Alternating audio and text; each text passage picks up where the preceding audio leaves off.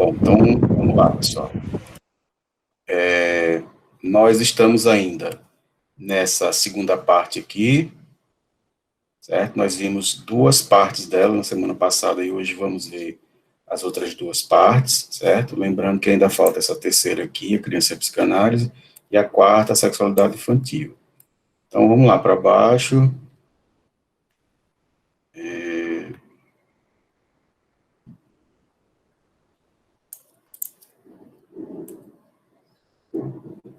Esse aqui já foi.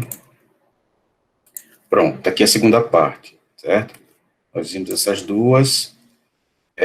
Semana passada a gente se ateve bastante à diferenciação entre psicologia e psicanálise, a gente acabou falando muito de psicologia, na verdade. Hoje nós vamos ver essas duas últimas aqui, que eu acho que vai ser bem rapidinho, correntes da psicanálise e a psicanálise e a universidade, certo? Alguém quer fazer alguma pergunta prévia sobre o que a gente já viu? Alguém gostaria? Então, vamos começar, certo?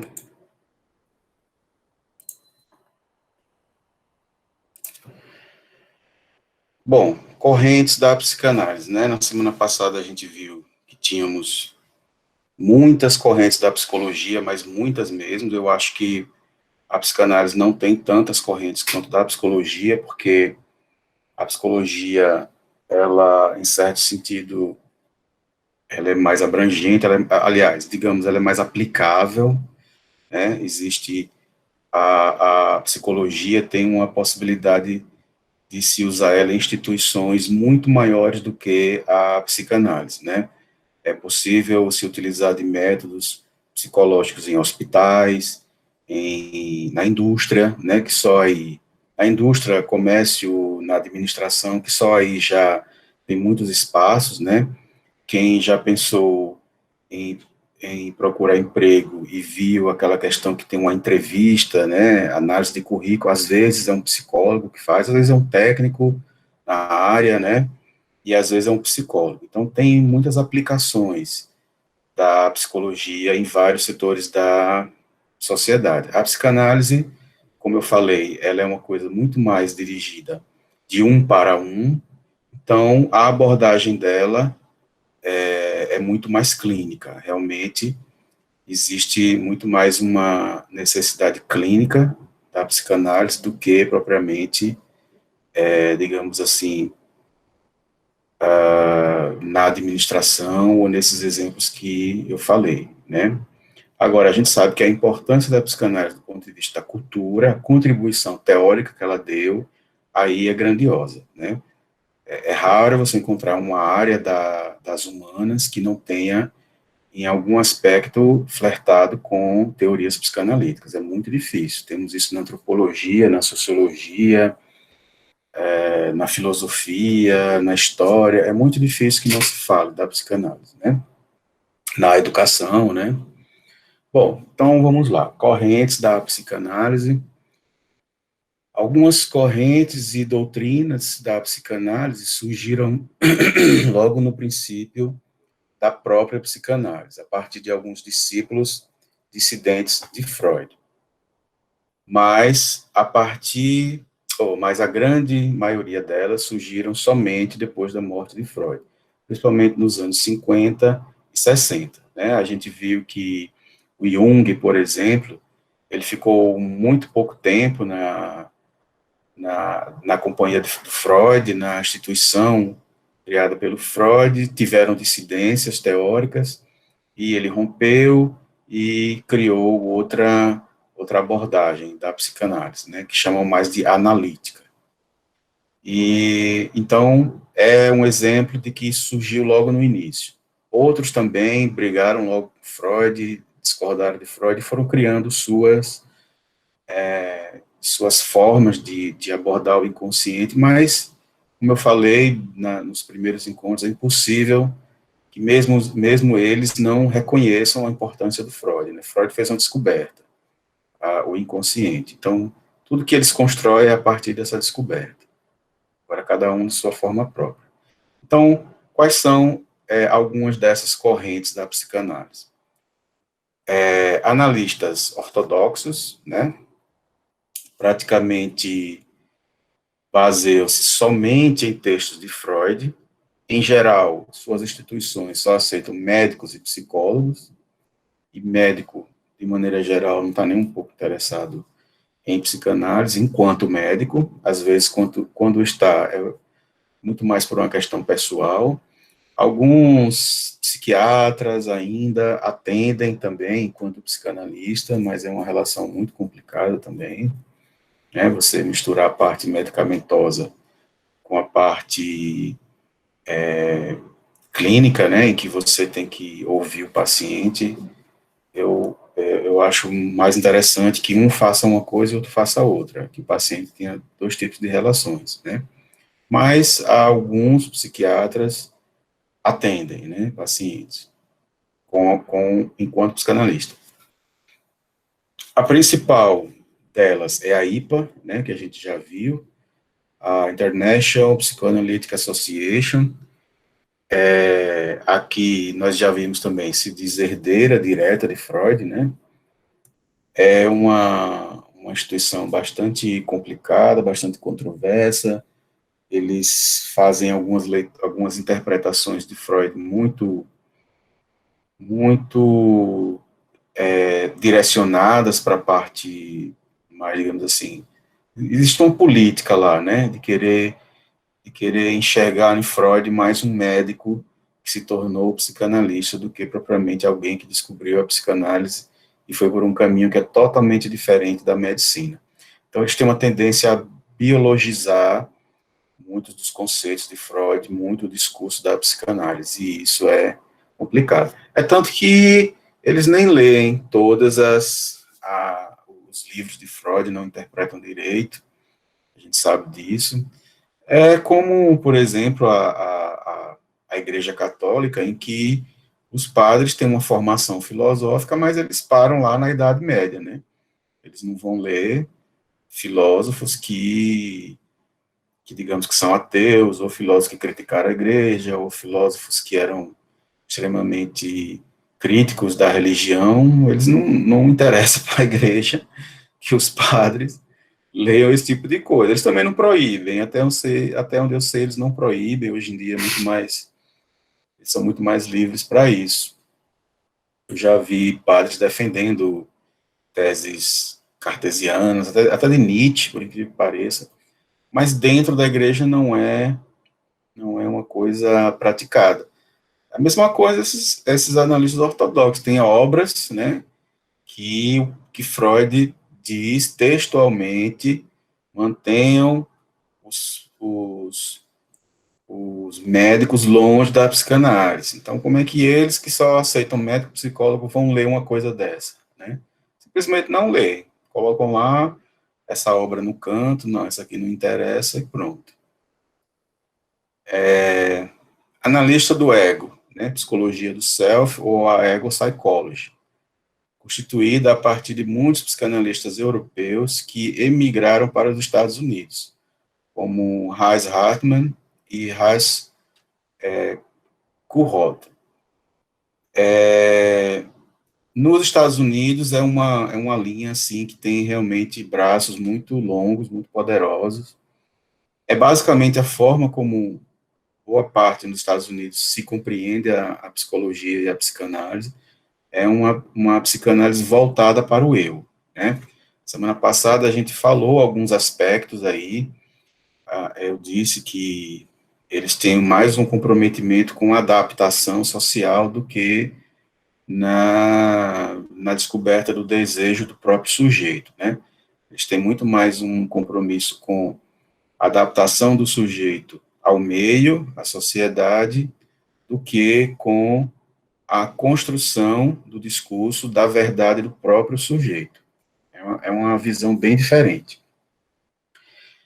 Tem a corrente junguiana, né, criada por Carl Gustav Jung, psicologia analítica, é uma linha muito conhecida no mundo também, é muito tem muitos adeptos. O Jung teve uma notoriedade muito grande. Agora, tem uma questão que eu sempre observo, eu sempre fui meio. Eu não sou grande. Só um segundo, pessoal.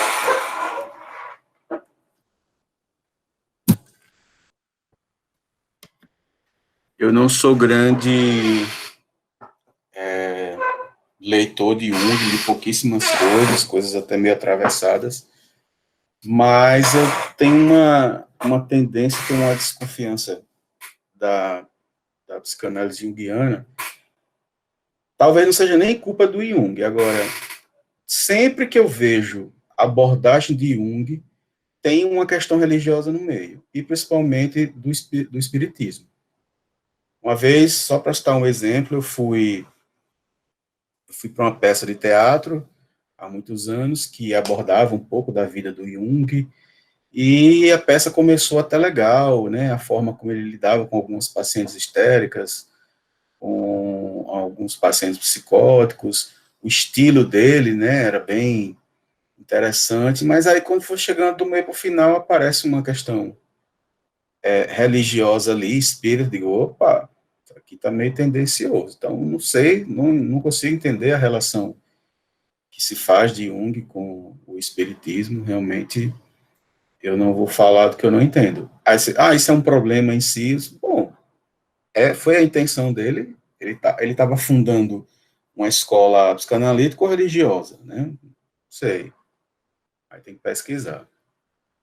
Os Reichianos, né, de Wilhelm Reich, bastante controverso. Reich teve uns problemas nos Estados Unidos, foi preso. Ele é alemão, mas foi para os Estados Unidos. Em um certo momento, teve um certo reconhecimento dos Estados Unidos. Ele tem uma ideia da libido muito focado na sexualidade, mas muito mesmo. Ele colocou o pé nessa questão de que libertar-se é libertar-se sexualmente, libertar a consciência é libertar-se sexualmente. Então, isso gerou numa cultura como norte-americana que tem de tudo, inclusive radicais, né? Muitos conservadores radicais, isso não foi muito bem aceito. Mas ainda sobrevive. O Reich é um cara muito inteligente, tem umas obras muito interessantes. Não é um pensador assim que dá psicanálise, que dá para passar por cima, não. É interessante. Os kleinianos, né, de Melanie Klein, mulher. Melanie Klein também deu uma contribuição muito importante para a psicologia infantil. Foi uma das mestras do Lacan. E existe uma clínica, né, kleiniana, também interessante. Existiam os anafreudianos, que eu nunca conheci nenhum. Nunca conheci ninguém que se autodenominasse anafreudiano, mas ela tem uma corrente própria também, que era um pouco, que se diferenciava, aliás, bastante do Melanie Klein. Elas tiveram uma questão forte, né, uma disputa teórica e política dentro da IPA, né. Existem os Winnicottianos, de Donald Woods Winnicott, chamados de analistas do objeto interno. Winnicott também é outro que não dá para passar por cima. É preciso compreender muitos aspectos da psicanálise dele, mas eu não entendo muita coisa, li por alto. Os bionianos, teve uma época que eu vi, lá em Aracaju ainda, uma fasezinha de pessoas interessadas em Bion, o Wilfred Bion, né, psicoterapia de grupo, dinâmica de grupo, que aí vocês já conhecem. Essa coisa da terapia de grupo, que eu falei na semana passada, que é muito comum nos Estados Unidos, né, boa parte das normas, das estruturas, como é que funciona, foi colocado por Bion, né, por Reich também, mas principalmente por Bion.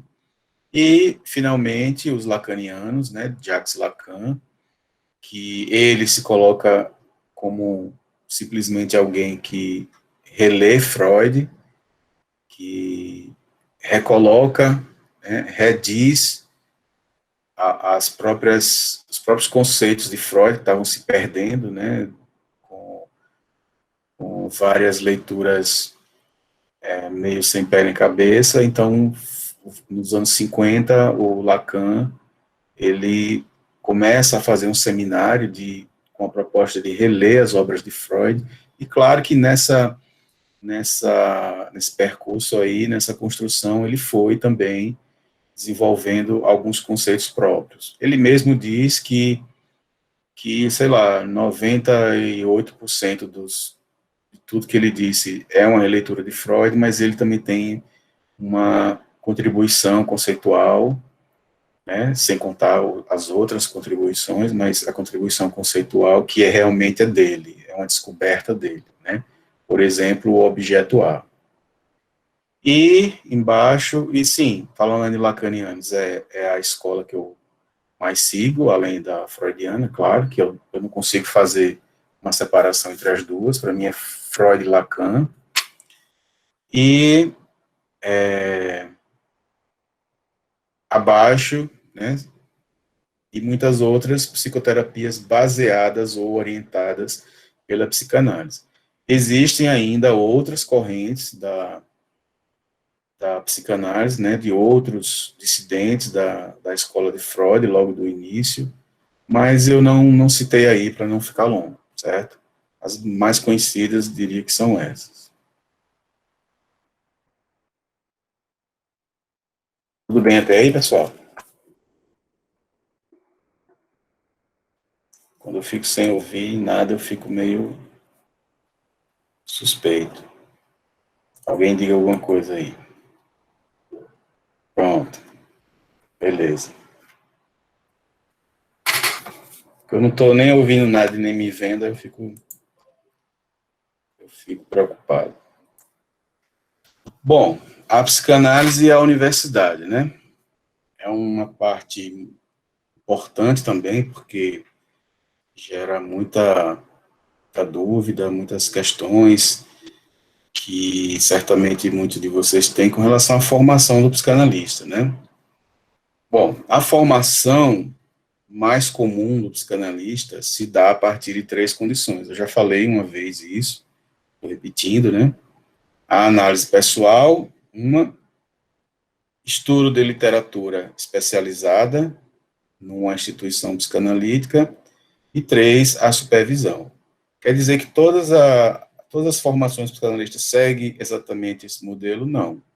Mas a mais comum que eu vejo, dos que eu tive contato, geralmente segue esse padrãozinho aí, certo? Dos três, eu diria, né, que é complicado dizer isso, mas o que faz um psicanalista é o primeiro, é a análise pessoal. Acho que tem muita gente que existe um lado imaginário, né, de que você se imagina numa profissão. Eu acho que tem muita gente que se imagina sendo psicanalista, que aí a gente não pode dizer ainda se é um desejo ou não, pode ser somente uma vontade, né, imaginária. E aí ela resolve fazer uma análise pessoal, e aí é que ela vê se realmente aquilo é para ela ou não, né. Já vi várias pessoas que imaginavam e quando fizeram análise disseram, não, eu não suportaria isso não é para mim. A psicanálise é muito boa para mim em vários sentidos, mas para trabalhar com isso seria muito complicado, né?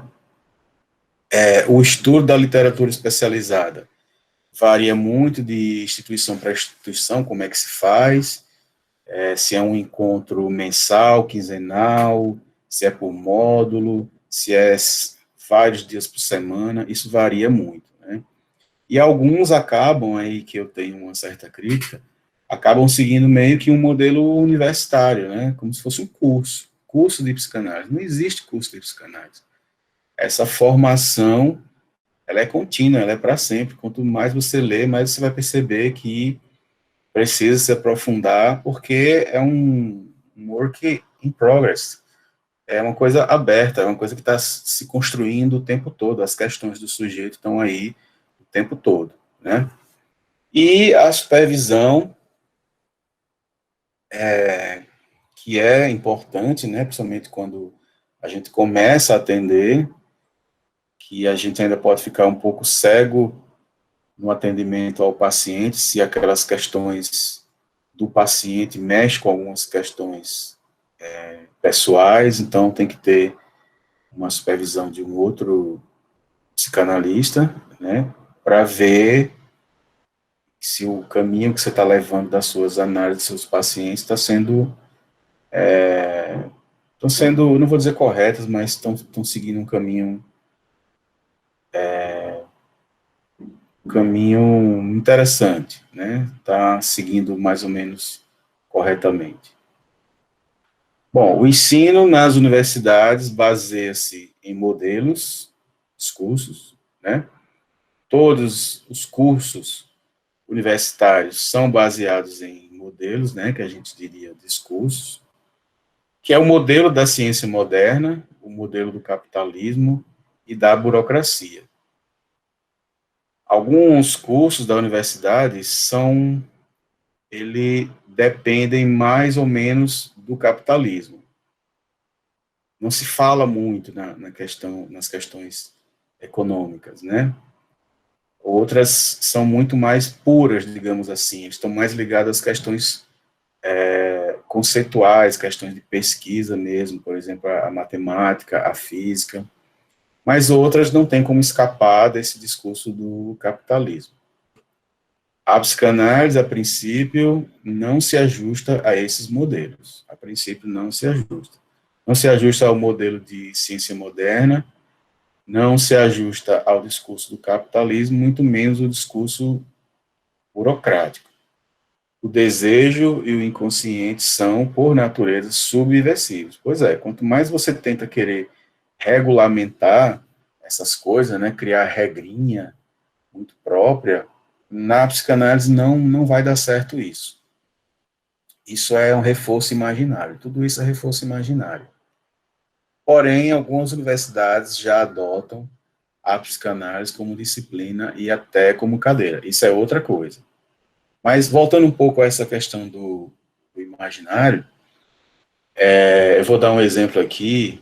Por exemplo, muita gente pergunta quando procura um psicanalista, quando pretende procurar, diz assim, quanto tempo uma sessão? Quanto é uma sessão?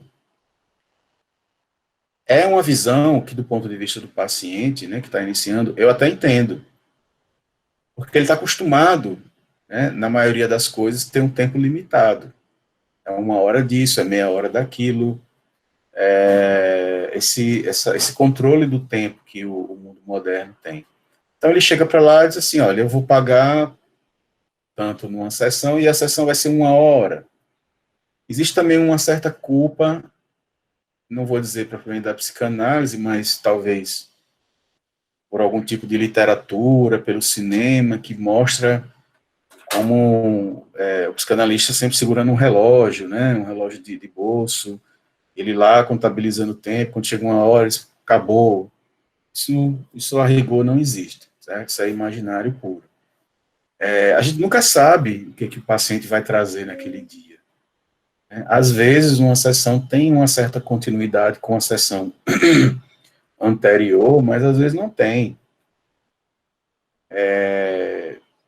Então, a coisa, às vezes, rende ali em 15 minutos é o suficiente, às vezes meia hora é o suficiente, e às vezes a pessoa fala por uma hora, fala, mas não disse praticamente nada, né? O simbólico realmente ali não está aparecendo, eu trouxe questões que é dela, mas que estão muito escondidas, né? Muito um discurso ainda de proteção do eu. Então a gente não sabe exatamente quanto vai durar uma sessão de análise. E isso é a clínica lacaniana, certo? Até onde eu sei, os freudianos, ortodoxos, trabalham com o tempo mesmo contado. Ou é 45 minutos e acabou, ou é, sei lá, uma hora e acabou. Na clínica lacaniana, não, você pode produzir muito bem, às vezes, em 15 minutos. E às vezes você fica 1 hora lá e não sai nada. E existem outros fatores que se deve se considerar também, né?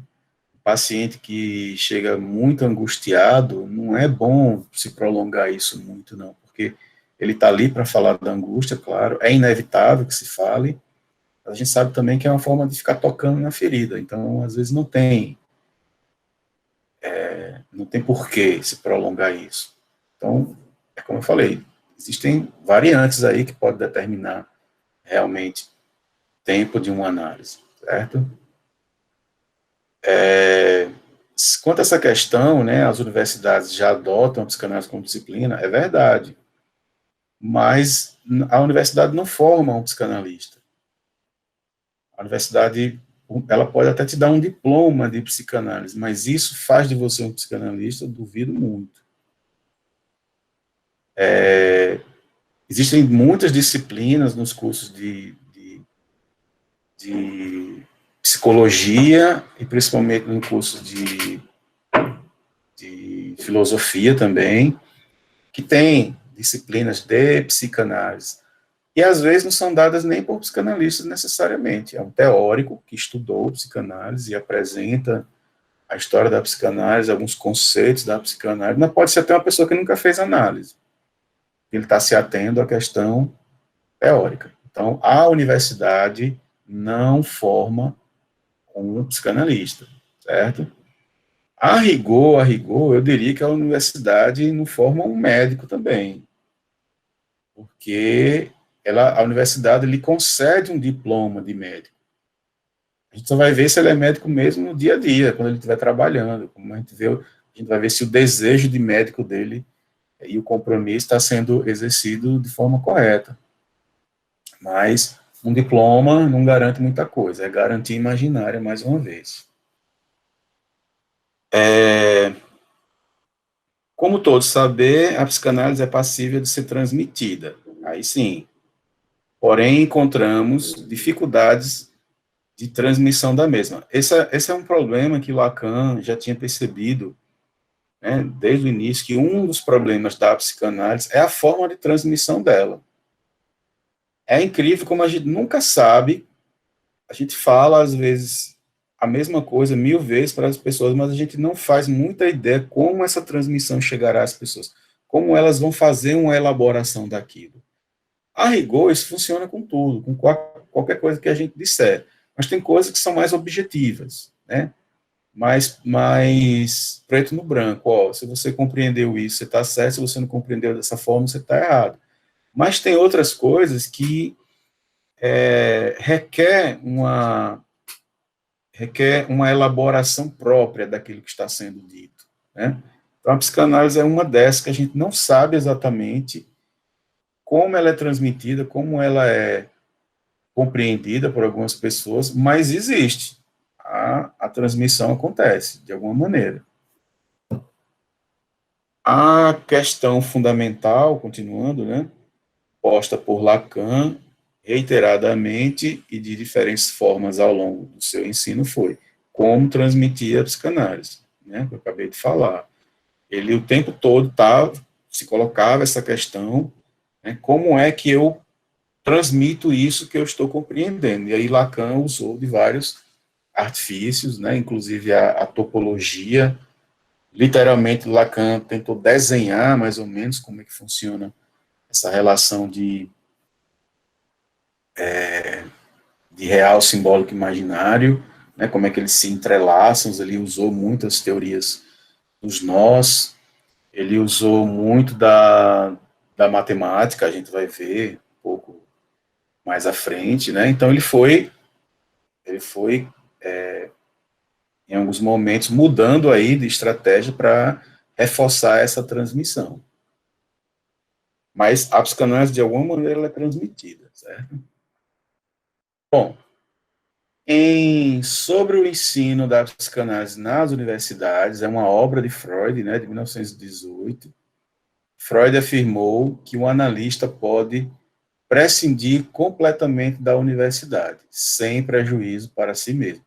Você pode até dizer, mas isso era uma visão de Freud de 1918, a gente já tem 100 anos mais de 100 anos aí depois do que ele disse. Bom, eu aqui diria que naquela época a universidade estaria muito mais apta, né, a produzir, talvez, um conhecimento psicanalítico do que hoje, porque o discurso da técnica e o discurso do capitalismo, hoje em dia, ele é muito mais abrangente, muito mais poderoso, né? Então, veja que é o próprio Freud que diz, né? O analista pode para incidir completamente da universidade sem prejuízo para si mesmo. Tem outra obra dele, né, essa daí, a questão da análise leiga, que quando eu disse que a IPA coloca algumas obras de lado, essa daí é uma delas. Né? 1927, veja o que Freud diz. Ninguém deve praticar a análise se não tiver adquirido o direito de fazê-lo através de uma formação específica. Até aí tudo bem. Se essa pessoa é ou não um médico, a mim me parece sem importância. Essa é uma parte em que ele diz assim, olha, não importa se você é médico. Por isso que o texto se chama questão da análise leiga. Leigo com relação a quê? Com relação à medicina. Não é com relação à psicanálise propriamente. Os leigos, ou seja, os não médicos, estariam tão autorizados quanto os médicos, porque não é o fato de ser médico que vai garantir que ele seja um psicanalista ou até um bom psicanalista. O próprio Freud dizia isso, certo? Ainda em outro trecho desse próprio texto de Freud, ele diz, né, aí, como uma psicologia profunda, uma teoria do inconsciente mental pode tornar-se indispensável a todas as ciências que se interessam pela evolução da civilização humana e suas principais instituições, como a arte, a religião e a ordem social. O emprego da análise para o tratamento das neuroses é somente das de suas aplicações. O futuro talvez demonstre que não é mais importante. Seja como for, seria errôneo sacrificar todas as outras aplicações a essa única, só porque diz respeito ao círculo de interesses médicos. E é aí que a gente vê o que de fato aconteceu na história. Os médicos, naquele momento, se interessaram bastante para a psicanálise porque ela era uma alternativa para muitos problemas, digamos assim, da mente, do sofrimento mental, do sofrimento espiritual, quando ainda não existia uma indústria farmacológica para ajudar. Então, no momento em que a técnica avança, a indústria farmacológica avança, muitos médicos vão perdendo interesse nesse tipo de abordagem terapêutica. Está aí dito pelo próprio Freud. Mas também ele diz assim, não é por isso que devemos abandonar no futuro a psicanálise, porque ela traz outros benefícios além da extirpação dos sintomas. Se vamos dar um exemplo que naquela época chegasse uma histérica com paralisia, com afasia, com crises nervosas, e aí ele tinha duas opções naquele momento. Ou usava aqueles recursos médicos totalmente ineficazes, como banho quente ou banho frio, ou fazia sangria, né, que a mulher ficava tão fraca que, obviamente, não ia fazer mais nada. Enfim, vários tratamentos que não tinha efeito nenhum, chá, né, combinações de chás, e Freud começa a apresentar uma possibilidade através da fala, através do encontro com a paciente e ela contar as questões delas e o problema dela, e aí os sintomas começam a desaparecer. E aí aparece uma terceira via, que é o remédio. Bom, ela está reclamando de crises nervosas, eu vou dar esse remédio aqui e a crise nervosa vai desaparecer, realmente, tem remédio para isso. Ela está reclamando de uma certa paralisia ou de uma certa afasia, eu vou dar esse remédio aqui, ela vai melhorar o humor, né, dela, e daqui a pouco ela volta ao normal. É possível também. Agora, ele tirou, vamos dizer que nesse caso, a medicação mascarou o sintoma. Porque aquilo que fazia ela ficar doente naquele momento não foi abordado, não foi resolvido por ela. Daqui a pouco esses sintomas voltam de uma outra forma, talvez de maneira até mais forte, mais poderosa, e é por isso que Freud diz que a gente não deve, de forma nenhuma, descartar a psicanálise porque os médicos não estão mais interessados por ela, certo? Isso é no mesmo texto que falei acima. Bom, Freud esforçou-se para afastar da psicanálise o médico, os padres e os pastores, né? Eu acho que é naquela obra que a gente acabou de ver, mas eu já tinha falado sobre isso, né? Só que eu tinha falado só dos médicos. Mas ele também fala realmente dos padres e dos pastores. Tipo assim, manter a psicanálise um pouco afastada do discurso religioso.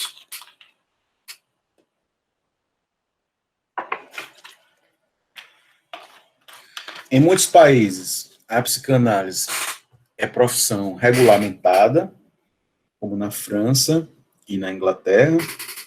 No Brasil, não é regulamentada. Cuidado com esse entendimento, pessoal, que não, porque uma coisa não é regulamentada, não quer dizer que ela é proibida ou clandestina, certo? Regulamentada é que não existe regulamentação na lei, dizendo quem pode, como pode, quanto deve ganhar, qual é a carreira, não existe isso. Aí você pode dizer, poxa, até hoje não existe no Brasil, não, e ainda bem que não. E vocês ficariam surpresos com a quantidade de profissões que existem no Brasil, muito mais antigas que a psicanálise, e até hoje não são regulamentadas. Por exemplo, escritor. Não existe regulamentação da profissão de escritor no Brasil, e existe essa profissão de escritor no Brasil. Tem gente que vive disso. E ela não é regulamentada, ainda bem, né?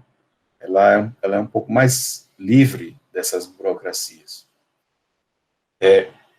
Os psicanalistas têm no Brasil, né, tem sua profissão classificada na CBO, Classificação Brasileira de Ocupações, do Ministério do Trabalho, portaria 397, tem de 9/10/2002, sob o número 2515.50, podendo exercer sua profissão em todo o território nacional. Então, o que autoriza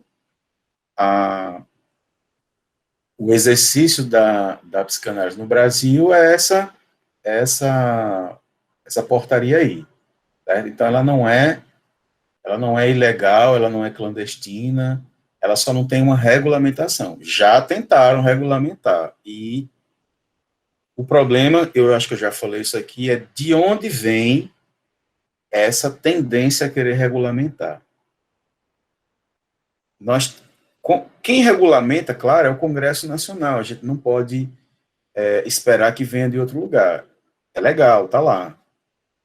Agora, o problema é que a gente sabe que dentro do Congresso Nacional existem forças, existem discursos, existem o que hoje tanto falam naquelas bancadas, né?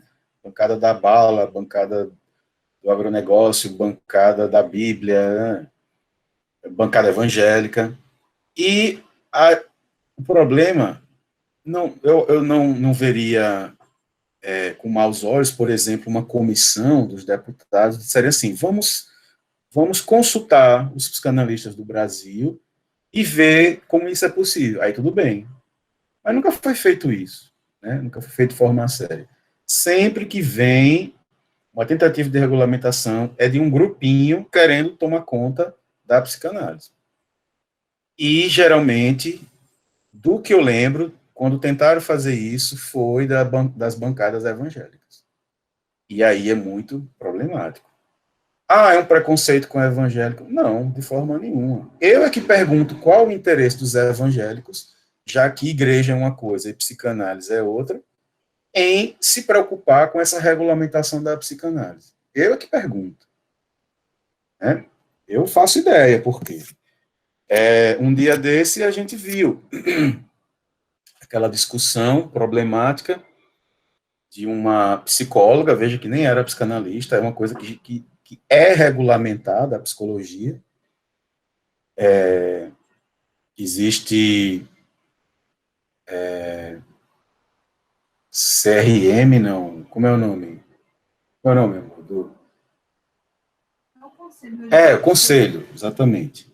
Existe conselho de psicologia, né? É tão regulamentado que existe conselho. Os psicólogos que estão em atuação pagam um valor por ano, igual os advogados pagam a ordem.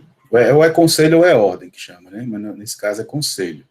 Igual os médicos, conselho médico. E uma psicóloga colocou, né, publicamente uma questão de que ela prometia uma cura gay. Prometia curar gay. Ora, na medida que você está numa profissão que existe regulamentação e essa regulamentação não prevê esse tipo de coisa, quando a gente vai lá pesquisar, né, que psicóloga é essa, constatou-se que é uma psicóloga ligada à igreja. Ué, e uma psicóloga não pode ter religião, não? Pode. Agora, ela querer que as questões da religião dela, seja lá qual for, interfira na regulamentação da profissão dela, e isso é muito complicado em qualquer profissão. Até onde eu sei, pelo menos legalmente, o Brasil é um Estado laico. E Estado laico significa isso. Nem que a religião se interfira nas coisas de Estado e nem que o Estado se interfira nas coisas de religião, porque as pessoas só olham essa questão por um lado, né? A religião não deveria se meter no Estado. Porque ninguém vai querer também que o Estado se meta nas questões de religião. Então, a psicologia não deve ser regulamentada por esse tipo de coisa, de pensamento. Se ela tem uma pesquisa comprovando certinho que ela conseguiu, tal, defenda uma tese, aí tudo bem, dentro das regras da ciência. Mas não, ela quer usar ideias de uma coisa totalmente estranha à ciência, que é a religião.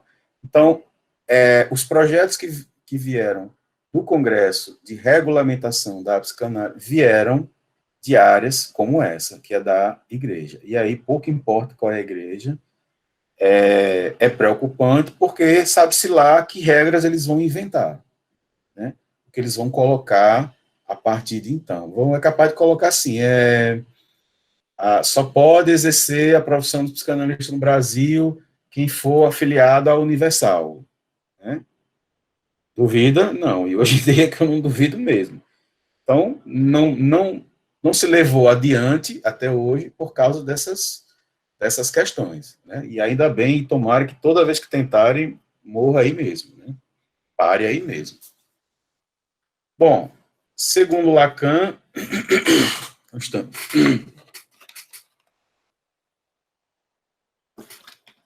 segundo Lacan, a principal contradição entre a psicanálise e a universidade baseia-se na diferença que há entre seus discursos. Aí a gente está entrando numa questão de Lacan muito importante, importantíssima, né, que não é nenhuma descoberta de Lacan, a filosofia francesa já fala nessa questão dos discursos há séculos, né? Eu diria que desde o iluminismo existe um discurso, né? Existe uma construção discursiva sobre um tema, sobre a defesa de um tema ou de uma ideia. Só que para Lacan, discurso é uma coisa muito mais profunda, né? Muito mais arraigada no sujeito. É quase que uma visão de mundo, né? Uma construção simbólica que o sujeito não consegue muito sair daquilo. Em outro momento, mais na frente, quando a gente estiver falando de temas específicos, a gente vai se ater ao que é discurso em Lacan, certo? Então, a partir do seu seminário 17, Lacan institui as 4 modalidades de discurso. Eu vou passar aqui muito por cima, só para você entender, nesse momento, por que a psicanálise não se confunde com outras coisas, não deve, são discursos que não batem. Os discursos são discurso do mestre, ou do senhor, discurso da universidade, ele também falava em discurso do universitário, discurso da histérica e discurso da psicanálise, do analista. A diferença está na posição entre seus significantes. Eu vou passar a imagem e vocês vão ver como é que isso está construído, certo? Eu sei que tem coisas aí que é estranho para vocês, como, por exemplo, significante. O que é o significante? Mas na psicanálise lacaniana, o significante, ele tem uma importância muito grande, certo? Quem fez o curso de lógica comigo no ano passado, a gente viu por cima essa questão do significante e significado, né? A diferença entre os dois, é um termo da linguística. Professor, então, a pessoa que está no discurso, ou seja, que funciona dentro de um simbólico, porque existem seres que estão fora do simbólico, né? Ele está necessariamente em um dos quatro aí, sim. Ou você está no discurso do mestre, ou você está no discurso universitário, ou você está no discurso da histérica, ou você está no discurso da psicanálise, discurso do analista. É possível, aí é a boa notícia, é possível transitar de um discurso para o outro? Sim. Não confundamos estrutura com discurso. Você pode ser um neurótico obsessivo, mas está num discurso da histérica, sem problema. Você pode ser um neurótico obsessivo ou uma histérica e estar no discurso da universidade, que é bem comum, sinal. Você pode ser uma histérica e estar no discurso do mestre, que é bem comum também. Vejam como é que Lacan coloca isso aqui.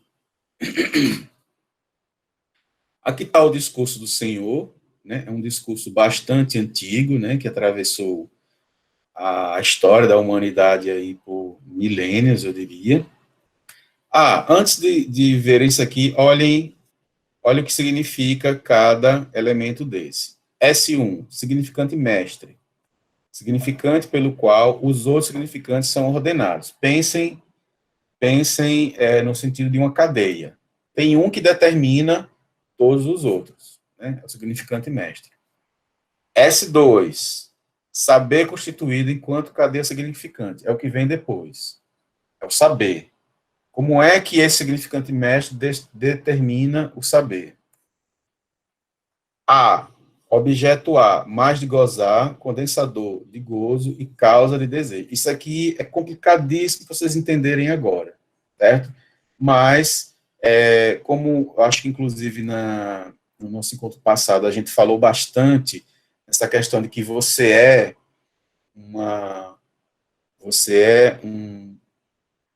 um vazio, né? Você é, na verdade, um risco, um traço, melhor dizendo, né? Tracionário. Você é apenas um pontozinho, o resto é uma construção aí que depende de várias coisas. Então, esse A aí significa isso, esse objeto A. A psicanálise, ela tem que empurrar o paciente sempre que possível para o objeto A. Causa de desejo, né? E objeto barrado, né? Sujeito barrado, aliás, esse S barrado aqui é sujeito barrado pelo significante, sujeito do inconsciente, né? É a neurose. Neurose é isso aí. É o sujeito do inconsciente, sujeito barrado pelo significante. O que significa ser barrado? Ser limitado pelo significante, ser contido pelo significante, ser, digamos assim, aquele que faz uma separação entre o real e o mundo real e o mundo simbólico através da letra, através da língua, através da palavra, né? Através da fala. Os animais não possuem, os animais não são sujeitos porque eles não podem falar sobre qualquer coisa, sobre eles mesmos, então eles não são barrados pelo significante. A psicose é um exemplo em que, principalmente o psicótico, quando está em surto, ele não consegue ser barrado pelo significante. Então, ele é invadido por um real. Né? Bom, então, sabendo que é S1, S2, A e S barrado, mas não se preocupe que depois a gente vai bater muito nessa tecla, mas só para vocês entenderem, dentro da questão da diferenciação dos discursos da psicanálise, do discurso da universidade, é assim que Lacan, foi assim que Lacan colocou essa questão, né? Para começo de história, não bate porque são discursos diferentes. Sei lá, vamos pensar hoje em dia em termos de o que chamam tanto de pautas, né? Vamos dizer que uma pessoa defende uma pauta armamentista e outra pessoa defende uma pauta não armamentista, de não violência pelas armas. Então, a gente percebe que há uma diferença aí de quê? De discurso. Então, um vai falar seu ponto de vista, vai construir, olha, o mundo, tal, tal, tal, tal. O outro é a mesma coisa, vai colocar outros pontos de vista para defender essa ideia sobre o armamento. Então, são discursos diferentes. Eu usei um exemplo muito simples, porque, na verdade, os dois são produtos de outros discursos maiores, que chegaram nisso. Mas eu dei esse exemplo para vocês entenderem que um discurso não bate no outro. Um discurso não consegue colar no outro. Pode ser que eles tenham pontos em comuns em outras questões, mas nessa, em específico, da arma, eles são discursos não só diferentes, como antagônicos. Né? Então, o discurso da. Vocês vão percebendo que a posição do S1, do S barrado, do S2 e o objeto A, ele vai se modificando na medida que o discurso vai se modificando. Vamos tomar aqui como exemplo o S1, a posição do S1. Veja que o discurso do senhor, o S1 está aqui, no discurso da universidade, o S1 está embaixo, e no discurso do analista, ele já está no outro lado, embaixo, e no discurso da histérica, ele está no outro lado, em cima. Então, podem perceber que o discurso faz uma espécie de uma dança de posições, onde um estava numa posição, no outro ele vai estar ou embaixo, ou no outro, ou acima. Percebam. Vamos pegar outro exemplo extremo aqui, o objeto A. Ele está aqui. Quando a gente muda do discurso do Senhor para o discurso da universidade, o objeto A, que ora estava embaixo, vai para cima. Olha aqui. Quando a gente muda do discurso da universidade para o discurso do analista, ele muda daqui para cá. E quando a gente muda do discurso do analista para o discurso da histeria, ele que estava aqui vai para baixo. Então, a posição de cada elemento desse é muito importante na construção do discurso, certo? Mas eu sei que, como eu falei, isso é complicado de entender agora, mas o que é importante é que vocês vejam que o discurso da universidade é diferente do discurso da psicanálise, do discurso do analista, onde eles procuram saber, onde eles acham que estão construindo o saber, o analista empurra, digamos assim, você para um vazio para que você construa o seu saber. Aqui eles acreditam num saber formado, num saber pré-determinado, né? Alguém que diz sobre esse saber. Aqui não, o discurso do analista é o discurso do descubra por você mesmo, encontre o seu desejo, né? Isso aqui faz toda essa diferença. O sujeito barrado, o lugar do sujeito barrado também é muito importante, ó. O discurso da universidade para o discurso do analista. O discurso da histérica também, digamos que é um discurso pré-analítico, né? É um discurso interessante também. Às vezes, o psicanalista precisa estericizar o discurso de um paciente para que ele produza o saber. Veja que a relação de S1 com S2, ela é bastante significante aqui, ó. É uma relação importante para a construção de uma fala, né? Enfim, isso aqui foi mais para mostrar para vocês, Lacan provou, né? matematicamente, provou, através da questão do significante, linguisticamente, melhor dizendo, por que que o discurso da universidade não bate com o discurso da análise e nunca vai bater. Não tem como, é muito difícil, certo? E aí a minha questão, só um instante. E aí a minha questão particular, às vezes, de implicância com certas instituições é isso. Uma instituição que se diz psicanalítica e, na verdade, reproduz, é toda constituída a partir de um discurso universitário, para mim não tem muito sentido, né? Quando você consegue separar as duas coisas, é interessante. Não é que quando você está na universidade você tem um discurso universitário e quando você está na psicanálise você tem um discurso do analista. Analista é analista em qualquer lugar onde ele circula, não tem jeito. Mas ele percebe a diferença, ele não entra em em certos, em certas armadilhas, né, que o discurso da universidade às vezes produz, né? E o discurso do Senhor, mais complicado ainda, é o discurso do poder, né? O discurso, veja onde está o desejo aqui, está embaixo, né? Ele está, o objeto, aliás, o objeto, caso de desejo, ele está, digamos assim, abafado. Ele não deve, o poder que tem que mandar. Então, espero que vocês tenham entendido um pouco disso aí.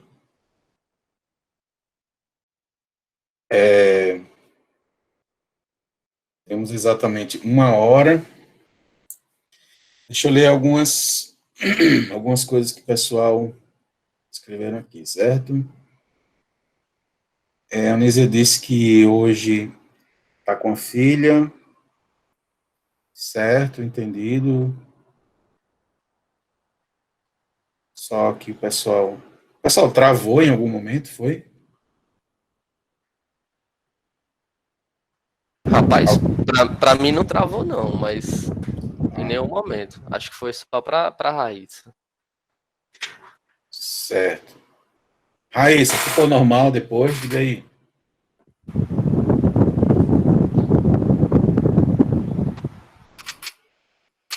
Raíssa, quer falar?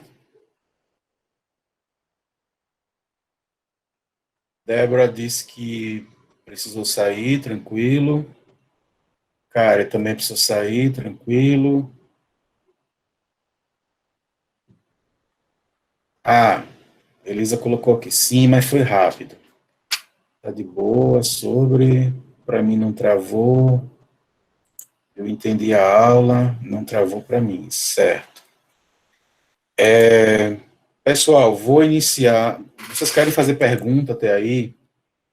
Se a gente for eu respondendo perguntas até 4h30, eu encerro hoje, se a gente iniciar outra coisa, para a gente terminar certinho, 1h30, se não, eu continuo, né? Aí eu vou continuar com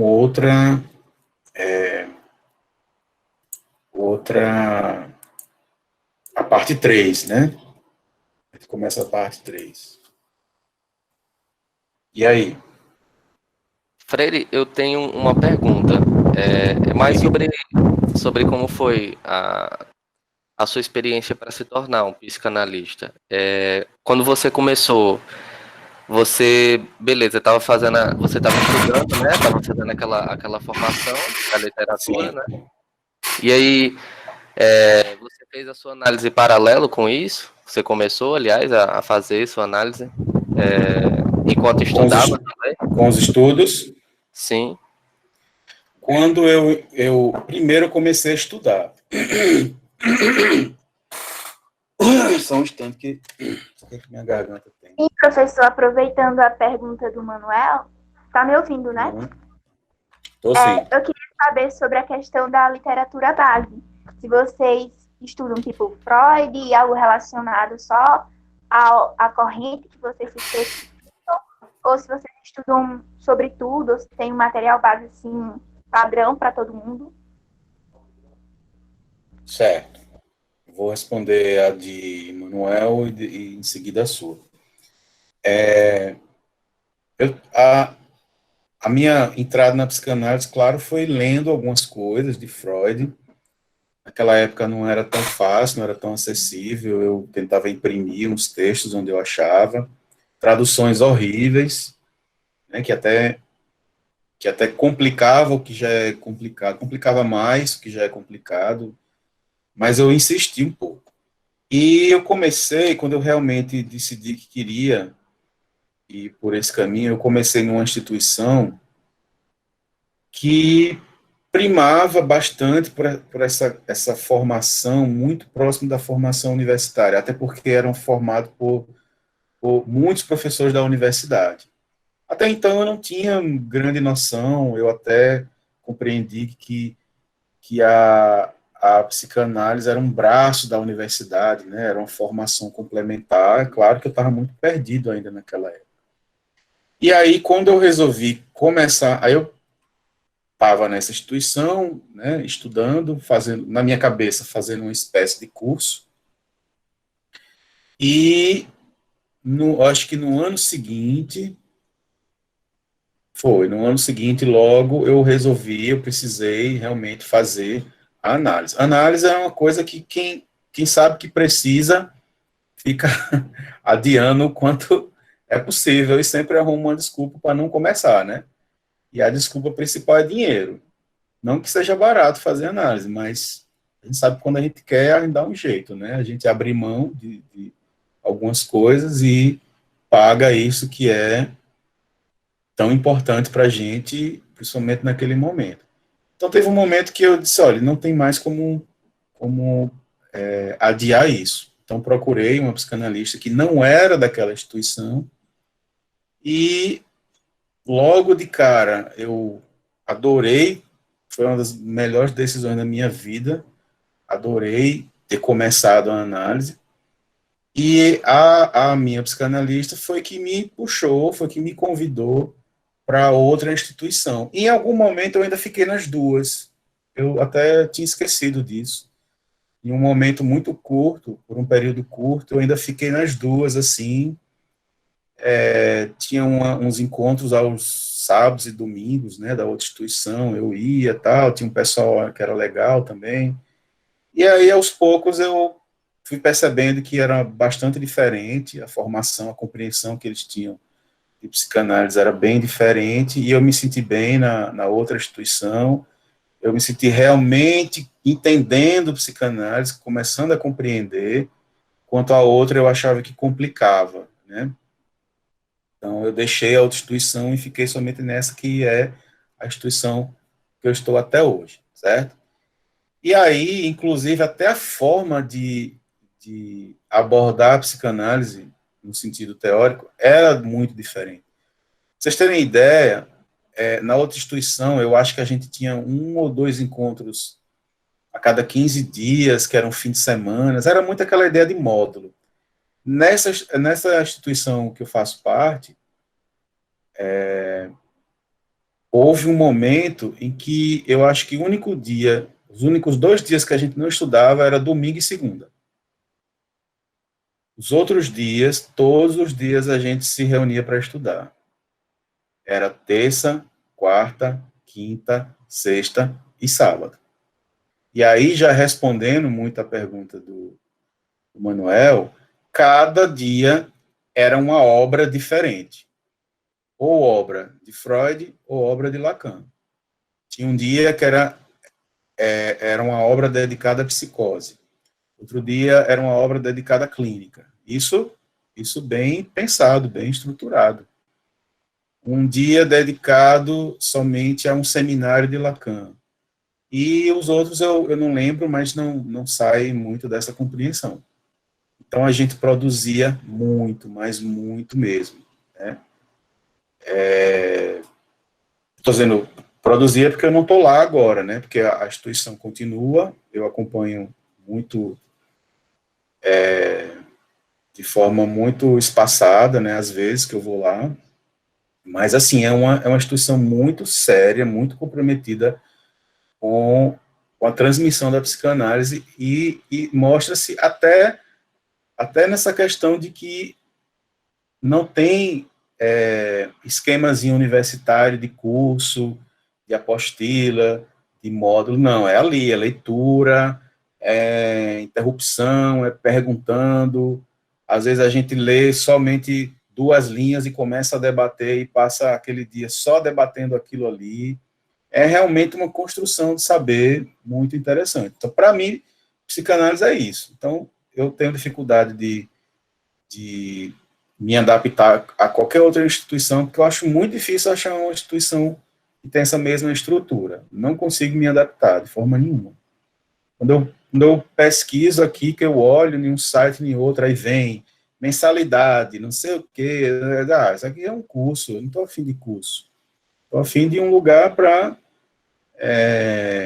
a gente tentar alguma forma de transmissão do saber psicanalítico, né? Não quero saber de cursinho universitário, pelo menos não para isso.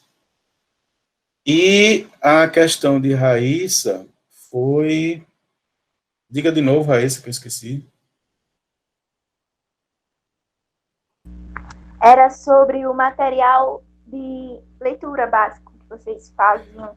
Se vocês estudavam só mais Freud, no modo geral. Sim. Veja que interessante. Eu acho que está meio respondido, né? É basicamente textos de Freud que não são poucos e os textos de Lacan que não são poucos. Você precisa de muitos anos só para dar conta disso aí. Sendo que a gente já passou anos com um livro só. Porque a leitura Mas, assim, é muito... E o das outras correntes, sem ser o de Lacan. Então, aí eu vou chegar lá. Para você ter ideia, já aconteceu por exemplo, Emmanuel um dia... Moço, tem pastilha aí. Já aconteceu, Emmanuel estava dando um exemplo do texto do Schreiber.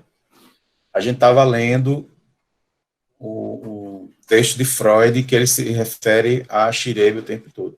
Aí a gente foi lendo assim, vem cá, não seria interessante que a gente desse uma pausa, fosse ao texto do Schreiber, e depois voltar para a gente ter outra compreensão? A gente já cansou de fazer isso. A gente parar o que a gente está lendo, ir nas referências que o texto faz e voltar. Isso foi... Isso foi muito comum de acontecer. Quanto a ler outras coisas, por exemplo, Jung, ou Melanie Klein, ou Bion, eu observo que isso é mais uma coisa pessoal. Eu acho que cada membro do Instituto que tem curiosidades, porque o Instituto, é claro, é um Instituto lacaniano, é um Instituto freudiano lacaniano. Então, para a gente, o que interessa realmente é Freud e Lacan, que já, como eu disse, não é pouca coisa, não é fácil de dar conta. A gente tem material aí para décadas de estudo e compreensão. Então, quando isso acontece, né, é mais parte de forma mais individual. Uma pessoa se interessa por ler Melanie Klein, uma pessoa se interessa por ler Jung, né, e às vezes traz contribuições sobre isso, ou até coisa que não é necessariamente psicanálise, né, como eu mesmo, que costumo ler filosofia. Lacan às vezes faz algumas referências, às vezes não, muitas referências filosóficas, né, de Sócrates, principalmente de São Tomás de Aquino, Santo Agostinho, que mais? De Wittgenstein e outros filósofos. Então, assim, quando você compreende um pouco, você traz uma contribuição a essa leitura. Mas a instituição mesmo, o texto é basicamente Lacan e Freud, certo? Agora, lembrando também que eu não estou lá já há 5 anos. Eu acompanho por alto como é que eles estão trabalhando, não mudou muita coisa, diminuiu os dias da semana, mas a estrutura ainda é basicamente essa. Texto de Freud e texto de Lacan. Agora, a gente tem outras atividades, né, complementares, como, por exemplo, a questão do cinema, que ficou bem forte acho que uns 3 anos para cá. A gente faz sessões de cinema, sessão de apresentação de filmes, e tirando, né, um olhar psicanalítico sobre aquele filme. Eu já participei de uma sessão assim lá. Então, assim, tem as contribuições externas são dessa forma. E eu acho, inclusive, às vezes que a arte, principalmente a literatura e o cinema, contribuem muito mais para a leitura da compreensão psicanalítica do que outros textos de outros psicanalistas. Às vezes até atrapalha mais. Certo? Certo, entendi. E como é que Respondido? vocês. Aham. Aí, como é que vocês sabem que estão prontos para clinicar? Pronto, era isso que eu ia perguntar. Como é que você sabe que está pronto para atender? E como é que foi no seu caso? Como é que você soube? Assim, que já estava preparado assim para atender. É uma coisa que Lacan chama de desejo de analista. Desejo de... a gente tem que ter cuidado, né? Eu já falei isso hoje, para a gente não confundir a vontade imaginária de estar no lugar de um psicanalista com realmente o desejo de analista. Você pode dizer assim, professor, já que a psicanálise ela não é regulamentada no Brasil, qualquer um pode abrir um consultório de psicanálise, né? É, verdade. Qualquer um pode pegar, alugar uma sala, colocar um divã, colocar o nome na porta do psicanalista e começar a atender, né? Não tem nada que proíba.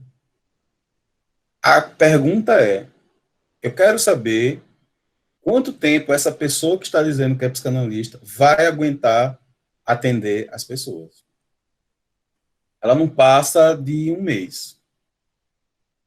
Porque é esse desejo de analista, já bastante trabalhado em sua análise própria, é que vai fazer com que você perceba e suporte ouvir o outro. Olha, pessoal, não é fácil ouvir as pessoas, porque não é somente um fator acústico de ouvir. Para isso, bastaria não ser surdo. Ah, eu estou ouvindo você, estou escutando você. Não é isso. Ouvir o sofrimento alheio, a gente sabe que o quanto isso é difícil, às vezes até nas relações pessoais, nas relações de amizade, nas relações familiares. Às vezes a gente não está afim, a gente não está com saco de ouvir problema dos outros, a gente não aguenta, a gente não consegue separar aquilo, né? A pessoa começa a dizer um problema dela e a gente começa a pensar nos nossos. Opa, se ela está dizendo que acontece isso com ela, também pode acontecer comigo. Então, essa separação nítida, né, de que o outro sujeito realmente é um outro, mas que você se coloca como alguém que está apto a ouvi-lo, tentar ajudá-lo na medida do possível, é uma decisão que não é fácil e não é somente um ato de assim, eu quero e pronto. Então, realmente é uma coisa interna, eu diria que até muito próximo, talvez, de um sentimento, é o mais próximo que eu posso encontrar, de um sentimento religioso. Psicanálise não tem nada a ver com religião, mas eu acho que tem religiosos, né, padres e pastores que são por uma coisa interna, por uma vocação, né, em querer fazer o bem, em levar a palavra do bem, a palavra de Jesus, a palavra de Deus, eu não sei. Mas esse chamamento interno também acontece muito na psicanálise. Eu acho que você percebe que você gosta daquilo, você é inclinado àquilo, você suporta aquilo e você trabalhou aquilo na sua análise. Então, é realmente um chamamento interno. Eu acho que isso pode não ser muito diferente de outras profissões. Muita gente se descobre que gosta do que faz, fazendo, né? A pessoa começou a trabalhar com aquilo e disse, nossa, eu nunca imaginei que eu eu gostaria tanto de fazer isso. Inclusive, isso já aconteceu comigo na profissão de professor. Nunca, até certa fase da minha vida, se passou na minha cabeça que eu iria ser professor. Eu, assim, desde pequeno, eu sempre me imaginei um pouco explicando as coisas às pessoas. Eu acho que isso já era bem infantil. Mas me imaginar numa sala de aula, né, levando isso como profissão também, nunca, até um certo tempo, se passou isso pela minha cabeça. E aí eu realmente me descobri fazendo. Eu entrei na profissão de professor e um dia disse, cara, eu gosto de fazer isso. Vou inclusive, tentar melhorar o máximo, porque eu gosto de fazer, eu gosto de estar em sala de aula, com todos os problemas, todas as dificuldades, mas eu gosto. Então, assim, na psicanálise também, para mim, não foi uma coisa muito diferente. Eu me imaginei naquilo, eu fiz minha análise, eu quis estar naquele lugar, né, do psicanalista, e eu percebi que eu suportava, a partir de um certo momento, ouvir o sofrimento alheio, ouvir a vida das pessoas, né, e saber lidar com aquilo. Teve uma duração essa análise que você fez? Não, em análise eu estou até hoje, né? Digo, mas tipo, porque você disse, fiz minha análise e... Ah, sim, naquele momento, né? Eu comecei a fazer. Eu acho que eu tinha mais de um ano, eu acho, quando eu comecei a atender. Mas quando a gente começa a atender, é muito... Isso é comum, né? Eu observei em muitos colegas. Você abre um consultório hoje, demora muito para aparecer um paciente. Você fica com um paciente por meses, né? Então, assim, não enche, o consultório não enche. Se o consultório encher, tem alguma coisa errada, tem uma coisa complicada. Então, assim, eu acho que eu levei uns 2 anos para ter alguma regularidade. 2 anos ou mais. Eu passei, sei lá, acho que 1 ano, ia para o consultório mais para criar um hábito de ir.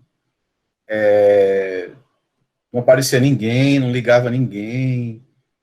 Algumas pessoas, às vezes, assim, eu indiquei você, tá, eu ficava esperando e nada. É muito frustrante.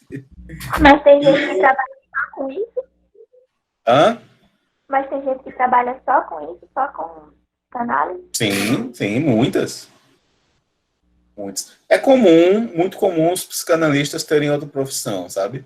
Até por questão de sobrevivência, né? Tá no Brasil, não tá na França nem na Inglaterra. Então é comum o psicanalista ser professor de várias disciplinas diferentes. É comum o psicanalista ser psicólogo institucional, né? Trabalhar em outras áreas da psicologia, que não só a clínica. Mas já vi pessoas de várias profissões serem também psicanalistas, trabalhar com psicanálise. E como ter confiança que o psicanalista que você foi procurar é realmente psicanalista e não alguém que só abriu a clínica e foi clinicar, como você falou que poderia ocorrer. Olha, é uma ótima pergunta, é uma pergunta perfeita, mas eu diria que a transferência ela é uma via de mão dupla. O paciente, de alguma maneira, não me pergunte qual, que eu não sei, porque isso nunca aconteceu comigo, mas ele percebe que não está rolando alguma coisa ali. Eu não vou dizer assim, ele percebe que ele está satisfeito ou não, mas ele vê que se ele está procurando psicanálise, ali não tem psicanálise. Ele, depois de um tempo, ele começa a questionar e pensar coisas do tipo, olha, o que esse psicanalista diz, um amigo pode dizer. O que esse psicanalista diz, eu sozinho também chegaria. Ele começa a perceber que, então, o psicanalista, né, um psicanalista que fez sua análise de maneira ideal, pelo menos, ele trabalha isso no paciente, trabalha essa questão transferencial. Ele compreende já um pouco do paciente o suficiente para seguir um direcionamento da análise.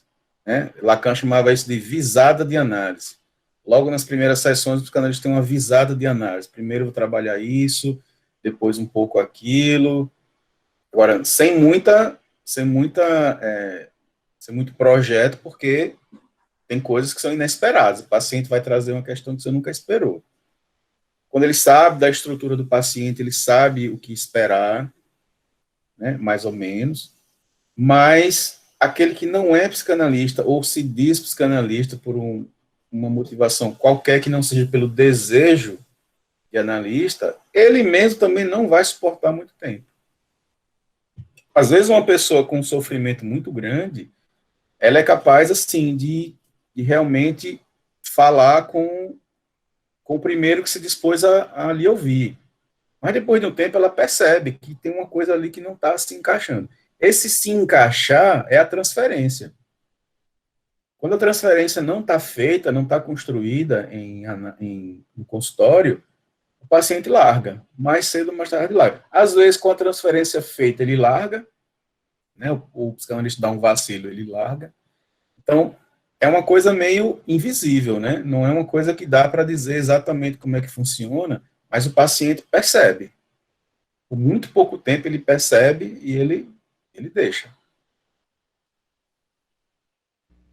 Entendi. O que mais, pessoal? Ô, Freire, quando vocês estão estudando a parte teórica, eu sei que quando vocês vão clinicar, vocês são supervisionados, né? Então é meio que uma forma de vocês serem avaliados, né? Uhum. Mas na parte teórica... Não avaliado com nota, né? Não, sim, eu sei. A supervisão é um terceiro olhar, digamos assim, que consegue ver coisas que você não. Uhum. Diz assim, olha, cuidado para isso na sua vida não estar interferindo no seu paciente. Cuidado que isso que você disse, tem mais a ver com você do que com o seu paciente. A supervisão é isso. Sim. Mas eu quis dizer no sentido de exatamente isso, de ter alguém ali para dizer se você, sei lá, não está se equivocando em alguma coisa. Uhum.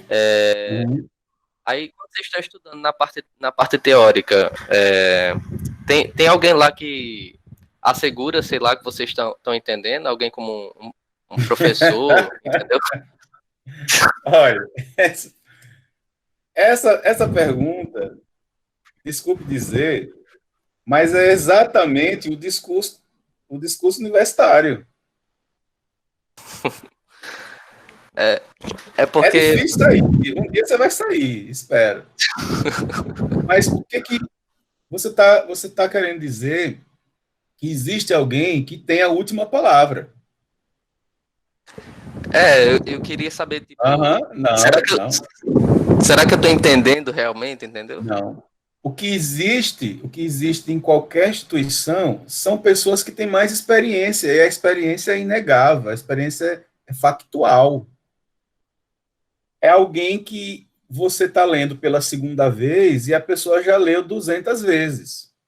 A pessoa já discutiu isso em outro lugar. Que tem pessoas que têm experiência? Tem. Em todo canto tem. Mas mesmo essa que tem experiência pode ser surpreendida por uma que não tem, que viu uma coisa que ela não viu até hoje.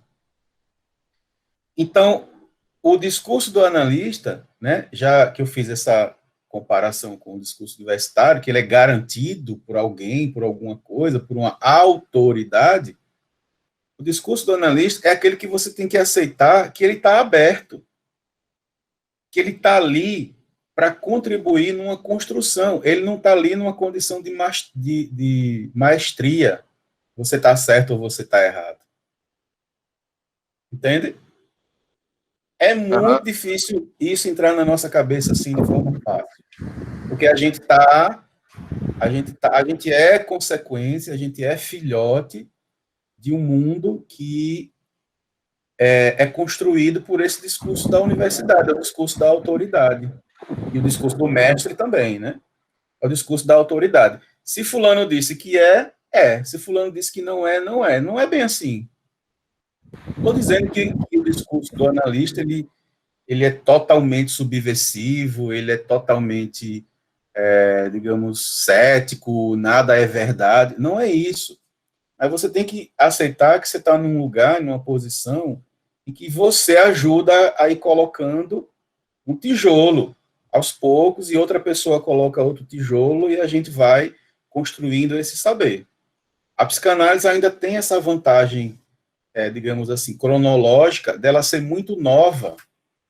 Então, ela ainda também errou menos, se arriscou menos na teoria.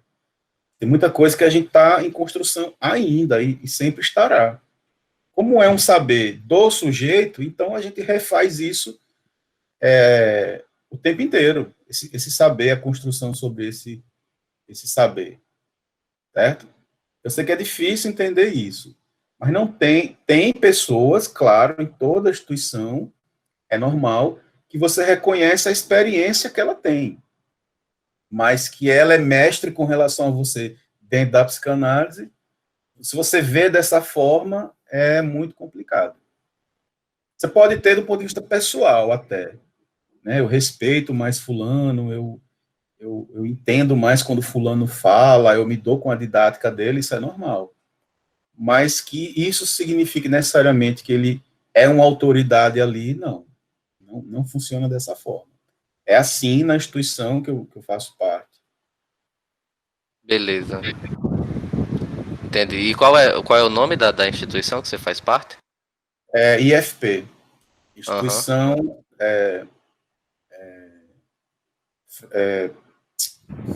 Psicanalítica Freudiana. Ou Beleza. Freudiana Psicanalítica, aliás. É porque eu me acostumei muito a chamar de IFOL, né, que era outra sigla que a gente tinha, que era a Instituição Psicanalítica Freudiana de Orientação Lacaniana. Mas oficialmente é IFP. Entendi. Beleza. Instituto Freudiano de Psicanálise, aliás. Certo? Pessoal, mais alguma pergunta? Chegamos às 16h40. Vamos manter, né, o tempo que a gente combinou, de 1h30. Hoje a gente fechou o primeiro e o segundo todo, e na próxima semana a gente começa a terceira parte, certo?